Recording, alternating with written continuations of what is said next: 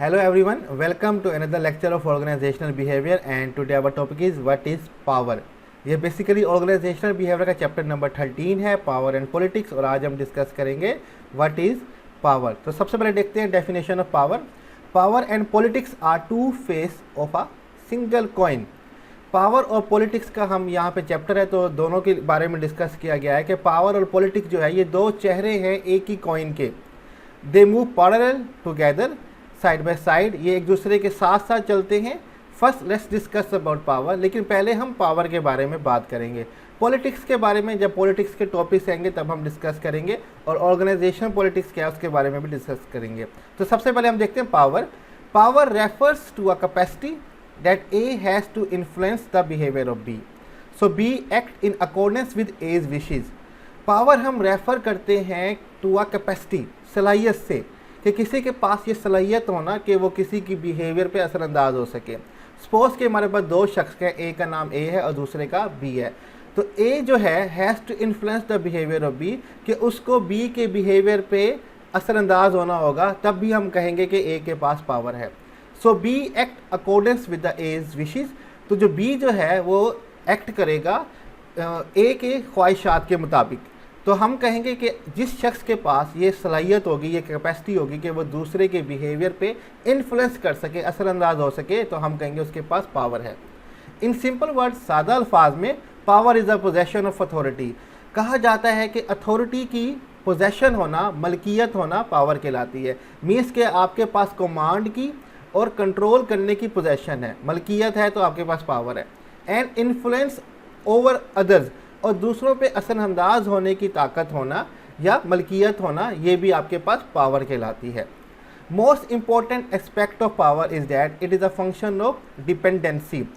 Most important जो aspect है, पहलू है पावर का, कि वो basically it is a function of dependency, कि आप दूसरे पे इंसार करते हैं, ये उसी का फंक्शन है। आगे जाके देखते हैं ये डिपेंडेंसी होती क्या है, कि जब डिपेंड हम कर रहे होते हैं किसी पे तो ये होता क्या है। Dependency can be defined as B's relationship to A when A possesses something that B required। अब डिपेंडेंसी इन्सार को हम डिफाइन कर सकते हैं कि ये B का रिलेशन है A के साथ। when A possesses something that B required, कि A के पास कुछ ऐसा है जो B को चाहिए। मिसाल के तौर पे कि स्टूडेंट्स को मार्क्स चाहिए तो उसको डिपेंड करना पड़ता है अपने टीचर के ऊपर। तो उसको अच्छे मार्क्स चाहिए तो वो कौन देगा, उसका टीचर। तो टीचर के पास क्या होगी, पावर होगी, ठीक है। The greater B's depends on A, the greater A's power in the relationship. जितना ज़्यादा बी जो है वो डिपेंड करेगी या करेगा ए के ऊपर, उतनी ज़्यादा पावर ए के पास होगी इस ताल्लुक़ के अंदर।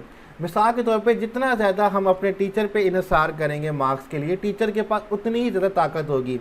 अक्सर स्टूडेंट्स क्या करते हैं, जैसे कि पेपर अच्छा नहीं करते तो फिर वो रेफरेंस ढूंढना शुरू हो गए या सर से बात करना शुरू कर दी, तो वो बहुत ज़्यादा टीचर पे डिपेंड कर रहे होते हैं। फिर टीचर उनके बिहेवियर पे इन्फ्लुएंस कर सकता है अपनी मर्ज़ी से, ठीक है।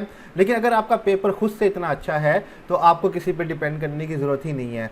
तो जब आप किसी पे डिपेंड ज़्यादा कर रहे होते हैं तो दूसरे के पास ताकत ज़्यादा आ जाती है। तो आपके पास पोजेशन होना कि आप दूसरे के बिहेवियर को कंट्रोल कर सकें, उस पर इन्फ्लुएंस कर सकें, यही ताकत जो होती है इसको पावर कहा जाता है। और ये पावर तब सही तरीके से काम करती है जब एक शख्स दूसरे शख्स पे इन्हिसार कर रहा हो, डिपेंड कर रहा हो। जितना ज़्यादा डिपेंड किया जाएगा उतना ज़्यादा दूसरे शख्स के पास पावर ज़्यादा होती है। तो यह छोटा सा लेक्चर था हमारा, व्हाट इज़ पावर और व्हाट इज़ डिपेंडेंसी, उसके बारे में हमने देख लिया। आगे डिटेल में स्टडी करेंगे, पावर्स की बेसिस कौन सी होती हैं या टाइप्स कौन सी होती हैं, उसको भी देखेंगे। तो आज का लेक्चर हमारा यहीं पे एंड होता है। स्लाइड्स का लिंक मैं डिस्क्रिप्शन में दे दूंगा, आप वहाँ से डाउनलोड कर सकते हैं।